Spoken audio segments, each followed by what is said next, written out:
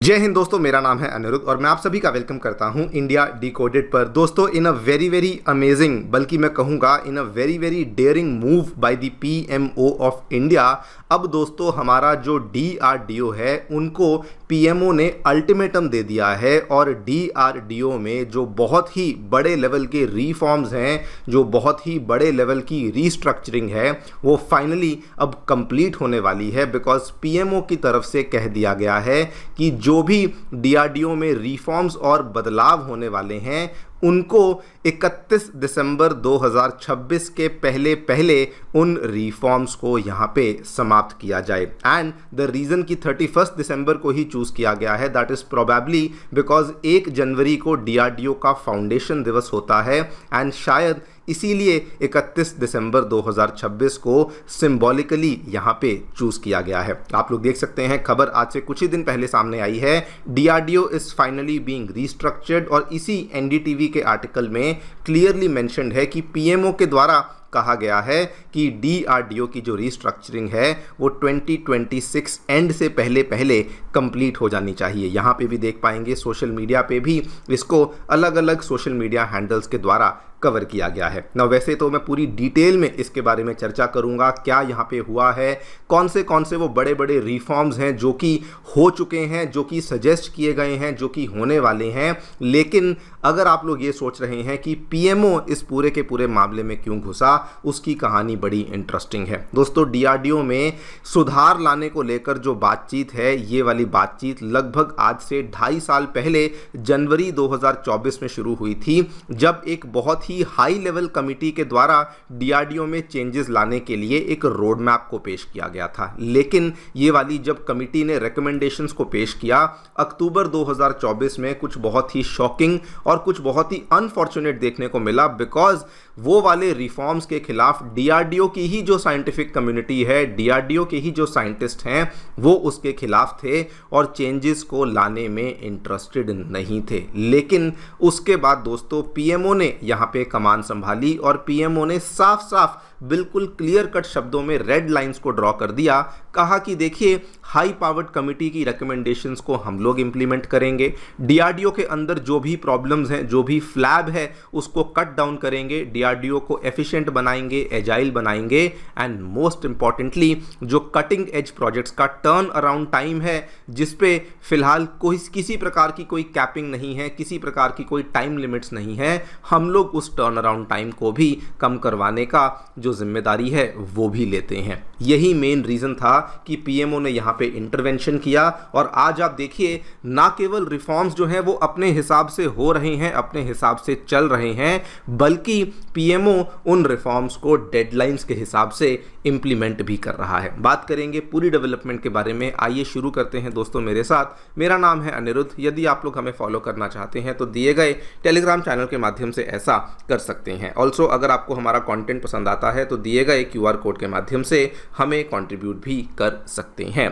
All right, directly coming to the news, क्या देखने मिला है दोस्तों, पीएमओ के तरफ से जानकारी सामने आई है कि डीआरडीओ में होने वाली जो रीस्ट्रक्चरिंग है उसको बाय द एंड ऑफ 2026 हमें किसी भी तरीके से कंप्लीट करना है। ऑब्जेक्टिव और टारगेट बड़ा सिंपल है कि डीआरडीओ को और ज़्यादा लीन बनाना है और एफिशिएंट बनाना है, एंड इतना सक्षम बनाना है कि नेक्स्ट जनरेशन मिलिट्री टेक्नोलॉजीज़ को डीआरडीओ के द्वारा आसानी से डेवलप किया जा सके। Now before we talk about कि पीएमओ यहाँ पे क्यों आया, ये वाले कौन से रिफॉर्म्स होने वाले हैं, क्विकली आपको थोड़ा बैकग्राउंड यहां पे बता देता हूं। दोस्तों, बेसिकली क्या हुआ था, रिसेंट सी बात है, पार्लियामेंट्री एक स्टैंडिंग कमिटी के द्वारा जो कि डिफेंस को लेके उन्होंने अपनी रिपोर्ट पेश करी, उन्होंने ये बताया कि डीआरडीओ में चल रहे जो 55 मिशन मोड प्रोजेक्ट्स हैं उसमें 23 में सिग्निफिकेंट डिलेज देखने को मिल रहे हैं। बल्कि उसके इमीडिएटली आसपास की बात है, सीएजी यानी कि कैग की रिपोर्ट सामने आई जो कि दिसंबर 2022 की बात है।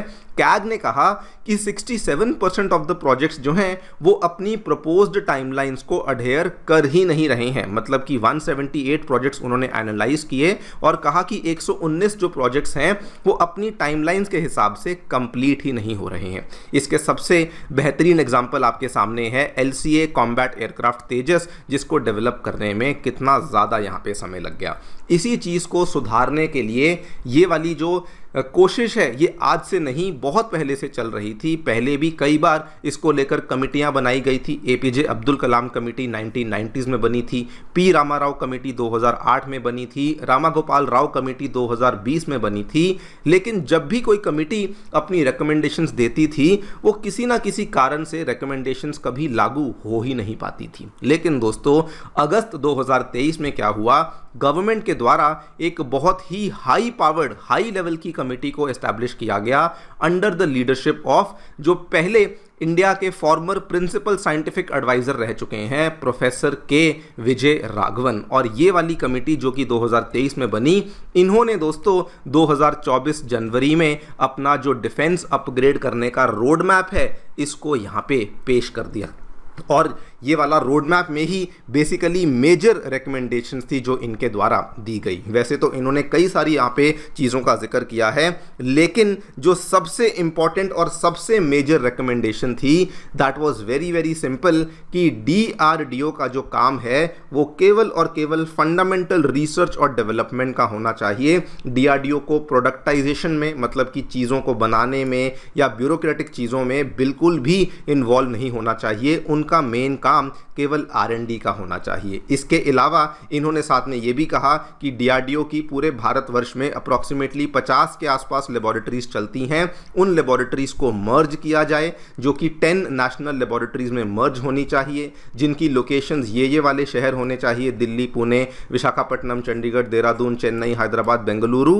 एंड उसमें भी जो अभी स्टाफ है वो मेनली कॉन्ट्रैक्चुअल स्टाफ है, वो वाली चीज़ चेंज होनी चाहिए। हमें कोर साइंटिफिक कम्युनिटी से स्टाफ को, टैलेंट को लाना चाहिए जो कि इन लेबोरेटरीज में आकर के काम करे। इसके अलावा और भी कई सारी चीज़ें बोली गई कि डीआरडीओ को स्पेसिफिक एरियाज ऑफ एक्सपर्टीज के ऊपर काम करना चाहिए। डाइवर्स टेक्नोलॉजीज में ज़्यादा एंगेज करने की बहुत ज़्यादा ज़रूरत नहीं है। साथ में ये भी कहा गया एक डिफेंस टेक्नोलॉजी काउंसिल बनाया जाना चाहिए जिसको कि पीएम खुद आकर के चेयर करेंगे, जिसमें डिफेंस मिनिस्टर होंगे, नेशनल सिक्योरिटी एडवाइजर होंगे, मिलिट्री और साइंटिफिक लीडरशिप भी होगी, इंडस्ट्री और अकेडमिया के लोग भी इसमें इन्वॉल्व होने चाहिए। फर्दर ये भी कहा कि सारा का सारा जो R&D है वो केवल डीआरडीओ के ऊपर नहीं बल्कि एक अलग से डिपार्टमेंट बनाया जाना चाहिए, department of defence science technology and innovation, जो कि डीआरडीओ के साथ मिलकर के R&D का जो काम है वो भी वहाँ पे चलता रहे। मतलब कि कंप्लीट डिपेंडेंस डीआरडीओ के ऊपर नहीं होनी चाहिए। एक नया इकोसिस्टम बनाने की बातचीत थी जो कि यहाँ पे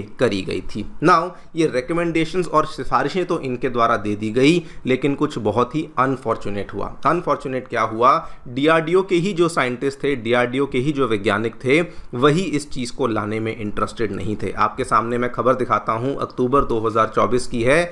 डीआरडीओ रीजिग हिट्स इंटरनल हडल, और ये लोग दोस्तों ये बोलते हुए भी थोड़ा दुख होता है, ये सीधा जाकर पहुंच गए हमारे डिफेंस मिनिस्टर राजनाथ सिंह जी के पास और कहा कि प्लीज़ ये वाली जो सिफारिशें हैं इनको इम्प्लीमेंट होने मत देना, और ये वहाँ पे जाकर के गुहार लगाने लगे। लेकिन जब पीएमओ इस चीज़ को लेके सीरियस हो चुके थे तो ऑब्वियसली किसी भी तरह की चीज़ यहाँ पे काम नहीं करने वाली थी। एंड इसीलिए पिछले साल की बात है, पीएमओ ने कहा हम इसमें इंटरवीन करेंगे। जब पीएमओ ने इसमें इंटरवीन किया, सबसे पहले जो डीआरडीओ के साइंटिस्ट रिफॉर्म्स को लाने के लिए हर्डल्स क्रिएट कर रहे थे, ऑब्स्टिकल्स क्रिएट कर रहे थे, 60% ऑफ द मेजर रिफॉर्म्स को लाने के लिए वो लोग यहाँ पर मान चुके थे। एंड दोस्तों उसमें क्या क्या चीज़ों को लेकर मान चुके थे कि डीआरडीओ आगे चलकर केवल R&D पे ही काम करेगी। डीआरडीओ की जो 41 लेबोरेटरीज़ हैं इनको 10 लेबोरेटरीज़ में रीस्ट्रक्चर किया जाएगा, इस चीज़ को लेकर भी अग्रीमेंट यहाँ पर बन चुका था। बल्कि नेशनल टेस्ट फैसिलिटीज़ जो हैं वो प्राइवेट सेक्टर के लिए ओपन करी जाएंगी, इस चीज़ को लेकर भी डीआरडीओ की जो साइंटिफिक कम्युनिटी है वो यहाँ पर अग्री कर चुकी थी। ऑर्गेनाइजेशनल रीअलाइनमेंट और रोल सेपरेशन को लेकर भी अग्रीमेंट हो चुका था कि डीआरडीओ के चेयरमैन सेक्रेटरी के रोल्स जो हैं वो सेपरेट किए जाएंगे। इस तरीके से किया जाएगा कि एक तरफ जो रोल हैं वो R&D पे फोकस करेंगे, एक तरफ जो रोल है वो ब्यूरोक्रेटिक जो कागजी कार्रवाई है उसके ऊपर फोकस किया जाएगा, ताकि चीज़ें जो हैं वो क्विकली हो सकें। इसी चीज़ का अगर आप देखें एक बहुत बड़ा आउटकम क्या हुआ था, 29 जून 2026 को ये वाली तस्वीर भी सामने आई थी, आपके सामने है। राजनाथ सिंह यहाँ पे कई सारी मिलिट्री लीडरशिप, डीआरडीओ डीआरडीओ, ये डिफेंस मिनिस्ट्री के हमारे जो सेक्रेटरी हैं, उसके बाद डीआरडीओ के कई सारे साइंटिस्ट, इनके साथ मिलकर के डीआरडीओ के डिफेंस R&D प्रोजेक्ट्स को स्पीड अप करने के लिए एक DFP delegation of financial powers को भी रिलीज किया गया था, जो कि बेसिकली क्या कहता है कि साइंटिस्ट को रिसर्च का काम करना चाहिए और बाकी जो काम है वो डीआरडीओ के अलग अलग विभागों में बांट दिया गया था। इसके अलावा इवन जो बजट का एलोकेशन है वो भी इस साल 2026-27 में उसको स्लाइटली इंक्रीज कर दिया गया है। जो पहले 26,816 करोड़ के आसपास था उसको बढ़ाकर 29,100 करोड़ के आसपास कर दिया गया है। हालांकि यहाँ पे मैं कहना चाहूँगा कि ये बजट अभी भी बाकी कंट्रीज़ की तुलना में बहुत कम है।